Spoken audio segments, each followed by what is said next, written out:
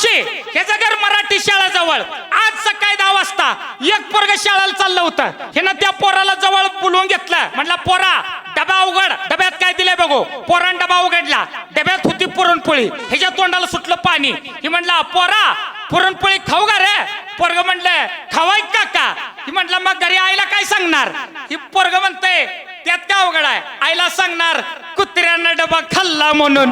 काय बोलतोय लागा संदीप या संदीपचा सांगायचा विषय एक दिवशी एसटीनं सांगोला चालला होता सांगोला जात असताना ह्याच्या गाडीत ह्याच्या सीटवर एक आजी येऊन बसली आजीने ह्याला बदाम खायला दिलं ह्यानं बदाम घेतलं तोंडात टाकलं आणि बदाम खात खात ह्यानं आजीला विचारलं आजी तुमची माझी ओळख ना पाळक तुमचं माझं इतकं प्रेम आहे तुम्ही मला बदाम खायला दिलं त्या आजी म्हणली कशाचं प्रेम आणि कशाचं काय अरे मुलका महागाचा बदाम आम्ही तोंडात टाकत्या फोडून खायचं म्हणलं तर माझ्या तोंडात एक बी दात नाही आणि मुलका महागाचा बदाम चगळून घोलमाडून खाली टाकून देण्यापेक्षा तुझ्यासारख्याच्या मुखात गेलेलं काय वाईट गडी उलट्या करून घायला आला काय बोलतोय लागा बोल ऐक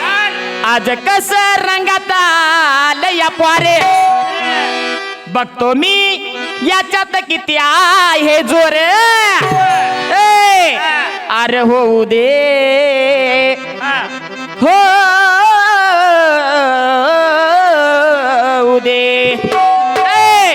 होऊ दे सामना समोरा समोर होऊ दे सामना समोरा समोर होऊ दे सामना होऊ दे सामना समोरा समोर होऊ दे सामना समोरा होऊ दे सामना समोरा आज कस रंगात आलं या पोरे बघतो मी याच्यात किती आहे जोरे संदीप अरे होऊ दे बोल होऊ दे सामना समोरा समोर होऊ दे सामना समोरा समोर होऊ दे सामना समोरा समोर होऊ दे सामना समोरा समोर होऊ दे सामना समोरा होऊ दे सामना समोरा समोर होऊ दे सामना समोरा समोर मग सामना करायला मी का भीतोय का तोल ऐक तुला सांगतो आधी नको लागू नादी किंवा बारूड करा तुला ते कर तुला सांगतो आधी नको लागू नादी तुला भिनारे तुला सोडणार नाही मी कधी तुला भिनार नाही मी कधी याला सोडणार नाही मी कधी तुला भिनार नाही मी तुला भिणार नाही मी कधी तुला भिणार नाही मी कधी तुला सोडणार नाही मी कधी तुला भिणार नाही मी कधी तुला सांगतोय आधी नको लागू नादी तुला सांगतोय आधी नको लागू नादी तुला भिनार अब तेरा क्या होगा कालिया तुला सोडणार नाही मी कधी तुला भिनार नाही मी कधी तुला भिनार नाही मी कधी तुला भिनार नाही मी कधी तुला भिणार नाही मी कधी तुला सोडणार नाही मी कधी तुला भिणार नाही मी कधी तुला सोडणार नाही मी कधी मूळ विषयाकडे येऊया नाथ महाराज सांगतात फट गाडवा चले का संसार करत असताना तात्या या जगात कोणच कुणाचं नाही मावशी सगळ्या मायेचा बाजार आहे म्हणून एकनाथ महाराज इथं म्हणतात फट गाडवा चले का तुझा संसार गेलाय फुका खटपट करता तुझा गेला सारा वेळ हरिनामा वाचून तुझी बसेल की रे दात खीळ कैसा आप्पा कैसा बापा कैसा मामा काका कैची बहीण कैशी ताई कैशी माई आका तात्या या जगात कोणच कुणाचं नाही मावशी या जगात कोणच कुणाचं नाही नवऱ्याला कोरोना झाला बायको 30 फुटावरनं नवऱ्याला बोलायला लागली वैवधनी बरं वाटतंय का त्या नवऱ्याची सुद्धा बायको नाही तात्या या जगात कोणच कुणाचं नाही या जगात कोणच कुणाचं नाही समजा एखाद्या महिलेचा नवरा अटॅकनं मरू द्या असं होणे पण समजा एखाद्या महिलेचा नवरा अटॅकनं मरू द्या ज्यावेळी प्रेत उचलते त्यावेळी ती महिला छाती पडून म्हणते बघा मला सोडा मला बँकच्या संघात जवळ द्या माझं मागे काय राहिलंय मला सोडा आणि उगवायची ढिली सोडून बघा की जाळाची हाय लागले म्हणाल ए गावाले येड झाला का कुळ झाला लेकराचा बाप गेला ती गेला लेकराला आई तर असावी की आणि ज्यावेळी म्हातार मरत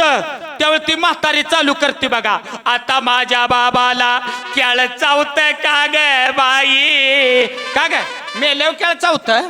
आयुष्यभर म्हातार भोक्यान तरफाडून मेलं तुझ्या हाताला काडी लागली नाही आणि मेल्याव म्हणत्या आता माझ्या बाबाला पाणी पोळत ग असेल माझा राजा लय गुणाचा होता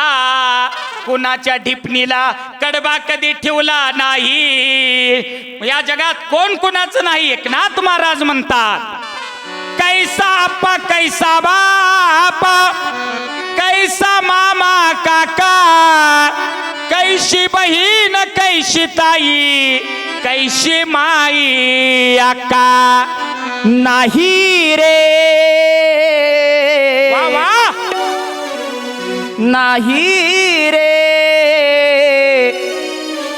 नाही कुणाचे कोणी नाही रे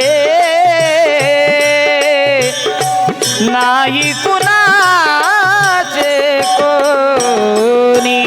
नाही रे नाही कुणाचे कुणी नाही रे नाही कुणाचे कोणी नाही रे नाही कुणाचे कोणी नाही रे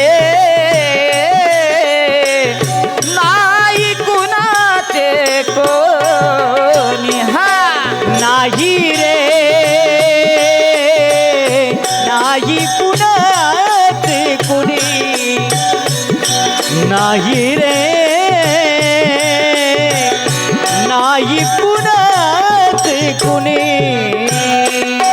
हो अंतिम जाशील एकल्या प्राण्या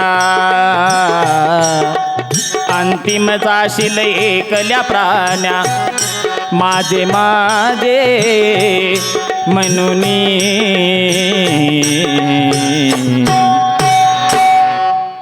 नाही रे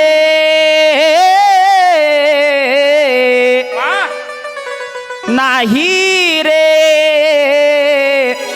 नाही कुणाचे कोणी नाही रे नाही कुणाचे कोणी नाही रे नाही कुणाचे कुणी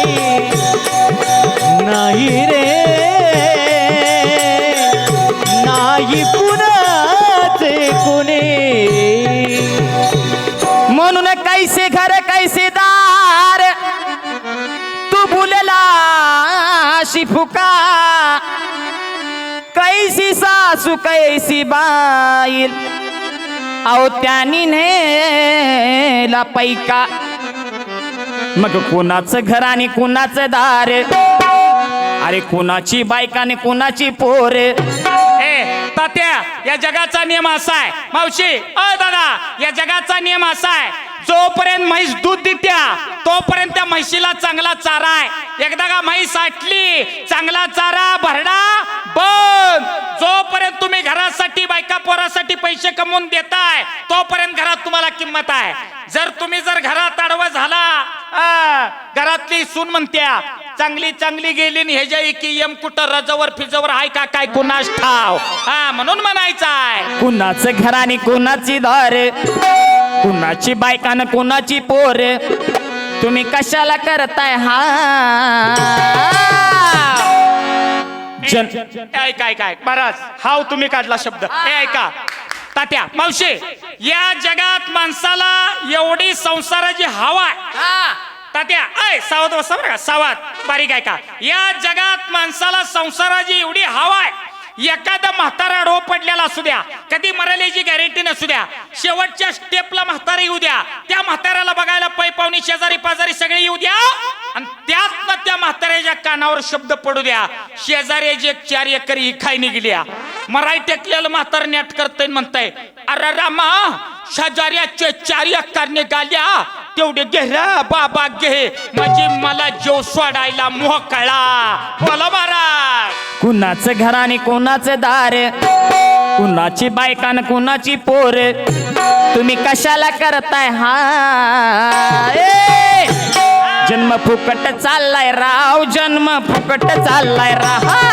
फुकट चाललाय राव, जन्म फुकट चाललाय राहा. जन्म फुकट चालला राव, जन्म फुकट चालला राव, जन्म वाया चालला राव, जन्म फुकट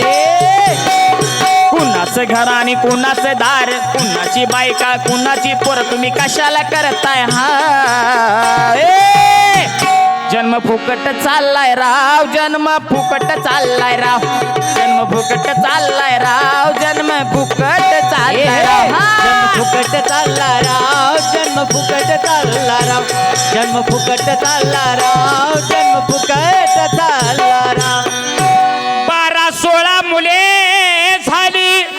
संसारात काय होतंय एकनाथ महाराज या भारुडात मांडतात 12-16 मुले झाली त्यांना झाले ना तो कमवले होते द्रव्य सरून गेले मग कमरेवरती तुझ्या हातो. अरे मग हा संसार कसा आहे म्हणून तर नाथ महाराज सांगतात एका जनार्दनी संसार हा खोटा. संसार खोटा नाही संसार आपल्याला करता येत नाही जर संसारामध्ये परमार्थाचा चुटका असेल तर संसाराला चांगला झटका मिळतो. नामदेव महाराजांचं प्रमाण आहे संसारी असावे असून नसावे आणि करावे भजन वेळोवेळा. मग संसार कसा करावा एकनाथ महाराज शेवट सांगतात एका जनार्दनी संसार हा खोटा हरिनाम स्मरण उच्चारा कधी न येईल तोटा. एका जनार्दनी संसार खोटा आणि हरिनाम स्मरण करा तुम्हा कधीच न येई तोटा.